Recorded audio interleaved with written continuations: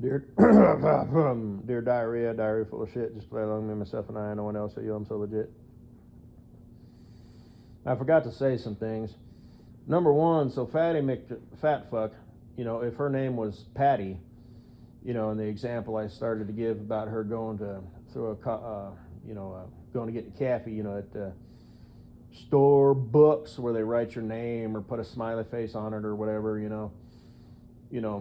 they'd probably be, doing shit like that, what's a good name for the order, whatever, Patty, and some smart ass would write, Fatty McPatty, on it, or draw a picture of like a circle with little stick figure legs and, a jolly round face, like a round circle on top of a, giant round circle with, little lines for arms and legs. And,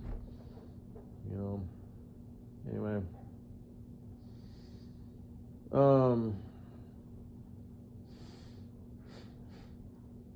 And when I was talking about going through the bank, I meant to mention this, but kind of blasted over it. I probably told this, epic story before, but my dad, this is back at the old shop before he moved, and he needed to ask the bank for a loan, to buy a new building. I don't remember what he did. That building isn't there anymore. It's like a park, where the building used to be. So I don't know, he sold it to the city or whatever, probably still needed a little bit of difference, to buy a new building and, whatever. But, and he's getting ready to sell it, but he went to ask for a loan, and he drove the Isuzu. It's back when it was a shop truck. And he didn't have a suit or anything. He just was in his like business, attire. They wear shirts, that have the company name on the over the pocket, and this, that, and the other, and just sort of casual dress, just sort of wear what you want, but tuck your shirt in and stuff. I remember we had that. Well, anyway, I'm digressing, but yeah, he drove that vehicle to the bank, and they gave him guff. Not the bank, but his employees. Like maybe that's not the best vehicle to drive to the bank to ask for a loan. A dilapidated, old pickup truck. And on top of that, he had his old school briefcase that he's had forever. Did I already tell this story? I may have. Shit, I don't even remember. That, was like, made out of plastic, and it was like bigger than, modern briefcases. Modern briefcases are like, sleek, thin, with a little latch, maybe they have a combo, to open it. And they're coated in like, either real leather or fake leather, or whatever. His briefcase basically looked like a miniature old school piece of luggage. Because again, back in the day, luggage was just this kind of big, bulky, tub, plastic, briefcase. And you'd open it and it'd have maybe some pockets, on the top, to put some shit in and whatnot. But it wasn't, the sleek, square, like backpack on wheels with a handle that extends out like they are these days. So that was kind of funny. But and it had the big old latches and whatnot. I guess I'm a lot like my dad in that way. They say the apple doesn't fall far from the tree, but in my case, it fell off the tree, rolled into a river, flowed into the ocean, and flowed halfway around the world. But I still do have some things that are like the same. Because my dad is kind of like, in a matter of fact, like when he stumbled across that plane crash, which was unfortunately fatal. It was a small plane crash in a field, and it actually made the news, like on TV. And his employees saw it. And on Monday, it happened over the weekend, and on Monday they were like, how's your weekend? Good. Anything, exciting happen? No. Sort of did some yard work. A plane crash in your backyard or anything? Oh, yeah, and that, and he's just sort of like that guy,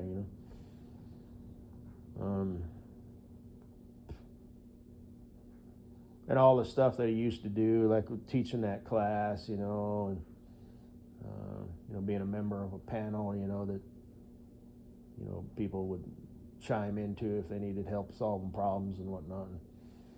And, I find out all this stuff about him, and he used to put on car shows, that would make magazines and stuff, and they had a DJ and a food and, a tent, and all these people would bring their hot rods and stuff and set up, and he would like get permission from the city. It was like a sanctioned thing, for like a weekend. It's like, I never knew any of this shit.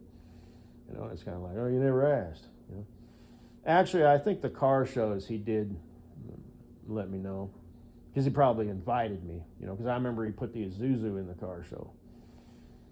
And of course I'm like, nope, I'd rather die. Thanks for the invite, but no. Food, people, music, festivities, classic hot rodded out cars. No, not interested. That's just not what I do. But I'd suffer through it with you, Katie Boo. And I do mean suffer through it. I would be there for you, not for me. And I'd fake it to make it. I'd, act like I was having a good time, like I was interested in being there. And, like I said, I'm not a gearhead or anything, but okay, fine, I'll look at the cars, stuff. I won't be asking questions like, is that the fucking 426, what's the gear ratio and the differential there? Oh, shit, man. Oh, this is they made this model. They only made 80 of these, I know, because of the taillights, and they only made this between the years of 55 and 56. And yeah, see, it's the same, but it's got the little thing that protrudes out there, and oh, man, oh, shit. Where'd you find, is that legit or is that a replica? It's legit. Holy shit, man. Yeah, stumbled across this beauty in a junkyard, oh, fuck. I'm not that guy, I understand the concept, but number one, I don't care. Number two, well, I don't know. It's a good-looking car. Cool. And it about ends there. So, but as we're, an enthusiast, rightfully so, you want to know all that shit. What kind of transmission you got in it? Is it stock? Is it a replica? Oh, no shit, I got me a project car.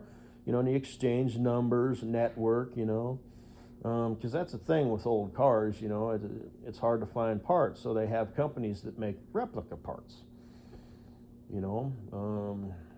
but anyway,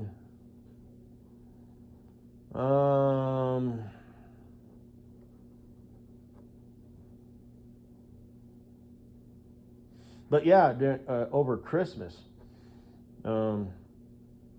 he had said, we were kind of cleaning up, and I'm me, right? So all of my, wrappers and stuff, I wrap them within other wrappers, and I just wrap it in like a giant ball, and I basically stuff trash within trash within trash. That's what I do. So when I throw something away, it's like it's compacted, and I've got as much trash or cardboard or whatever in there as I can. That's the way I've always done. So all of my trash is like compacted into like one, bag, and I just conveniently throw it in the garbage sack, and, then that fills up, and my dad throws it in the dumpster. But there was a box, and he's all, yeah, this is a good box. I'm going to save this box. And I said, that sounds like something I'd say, because it does. And he said something like, it must be genetic or whatever, I remember one time there were some tree stumps that I wanted to save. They were like cut, and I was going to use them as like chairs that you could sit around. I've got like a little, fire pit. Well, it's not a fire pit, it's mobile. It's like a like a table, you know, that's, you know, in the shape of a bowl or whatever. It's square. Haven't used it yet because I have no reason to, but, you know, I figured I could put that out, you know, out back, you know, when I have a yard, you know, and that, and the fountain, you know, at ground level for Cindy to wade around in. And there'll be like a deep section where it's like a little pond area off of it where she can swim if she wants to. She doesn't seem like the kind of dog that would swim. She honestly doesn't seem like the kind of dog that even would wade in the fountain. Probably doesn't like to get wet. Plus, there's going to be the trickle effect, you know, of the water. So that would probably be like intimidating, you know, to a little dog like that. You know, she's an indoor dog. You probably cuddle her a lot. You know, she's like a lap dog. You know, you make her little sweaters and stuff. So, yeah, she'll go outdoors to go pee-pee and poo-poo and whatnot. And she might walk around a bit and sniff some shit. But she doesn't actually seem like the type of dog that would actually enjoy being outdoors, you know.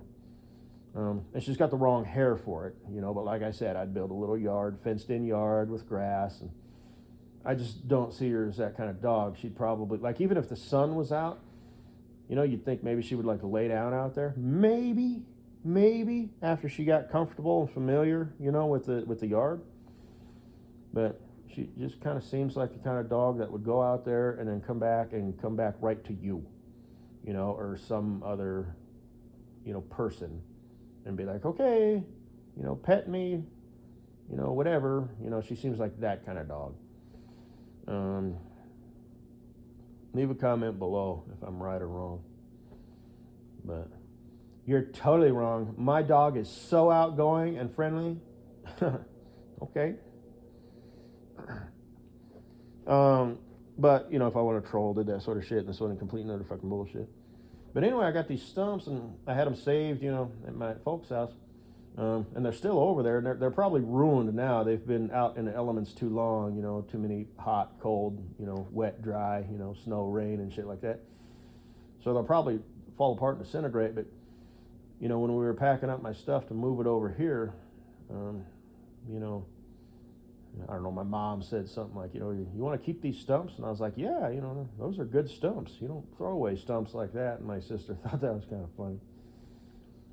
So she also thought it was funny one time when she was over here several years ago, and she opened my fridge, and there was, you know, like 6 different types of hot sauce, 4 different types of mustard, and every condiment imaginable. You know, horseradish sauce, mayonnaise, tartar sauce, you know, and I basically got a fridge full of condiments but no food. I may have had like 1 package of hot dogs or some shit like that, and she thought that was kind of funny. You know, because she's, you know, married with kids, 3 kids, you know, 3 boys, my nephews. So, you know, she's got a fridge full of food, you know, and, you know, she cooks dinner every night and shit like that. So, comes over to her big brother's house. Anyway,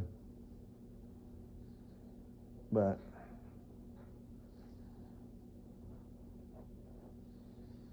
I gotta go to the hardware store today and get some pipe dope. I've got seal tape, but there's a leak coming off of my, I'm not even sure what it is. I'll have to look it up. It's like some sort of condensation drain, I'm assuming, coming off like my it's not the hot water heater, it's actually the heater itself. So I'll have to go look at it and, you know, Google it. I'm pretty sure that's what it is, because it draws air in from outside, you know, and it heats it, you know, and there's probably some sort of water moisture removal process. I just, whatever, but you know, it's kind of coming loose, so, you know, I can just keep tightening it, which I've done before, you know, with a channel lock wrench. But I think I'm going to do it right, and put, some people just use pipe dope, some people just use seal tape. I'm going to use both. Seal tape on the, you know, side that goes, the side with the threads, you know, that goes into the screwy thing, whatever. and then I'll put pipe dope on the other side, and then tighten the shit out of it, and just check it periodically. So I should go buy a battery for the Isuzu, so I can start, starting it and driving it, on the weekends. It's crooked like that because I just pushed it back out of the way, so it's kind of back there and it's kind of crooked. The battery froze. I let it go too long, and I didn't keep the, electrons moving and stuff, so it lost its, alkaline properties and it froze. So I went and, bought a new battery, and I just told them, the year, make, and model, and they gave me the battery that I needed, and it fits in there, but the terminals are too far apart. The cables will fit, but there's a plug that needs to, plug together, and it won't reach.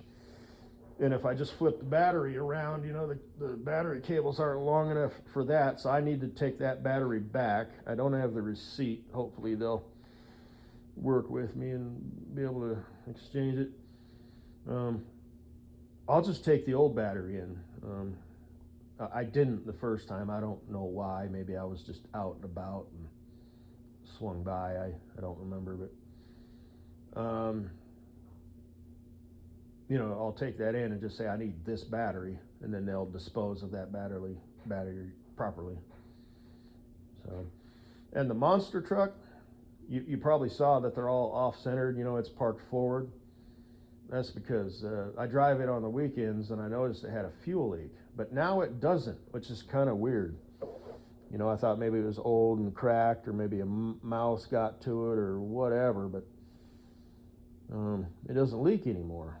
So I brought it back and parked it and just let it idle for an hour to see, if it was leaking. And it's not anymore. So I wanted it parked kind of towards the door. I left the doors open and opened the windows in the shop so, it wouldn't build up with carbon monoxide, and then left the doors and windows open overnight. And I back my vehicles in, so that's how that works. It would have been better if I pulled it in, nosed it in and kind of kept the exhaust pipes pointing out the door, but I figured, nah, fuck it. I'll just back it in and just let it air out. So, and I need to get the Jeep, the radiator pushed forward so I can start, because it'll, it won't start because the radiator's pushed into the fan blade. So I need to push the radiator forward. I've got a tool to do it. Been meaning to do it for a long, long time, just haven't got it done yet. And then I can push the radiator forward, kind of bend the fan, take it out, replace it, whatever I need to do. And then I can at least start it and drive it to the, mailbox and back, so I'm at least keeping it, alive, so to speak. So instead of just sitting out there. So anyway,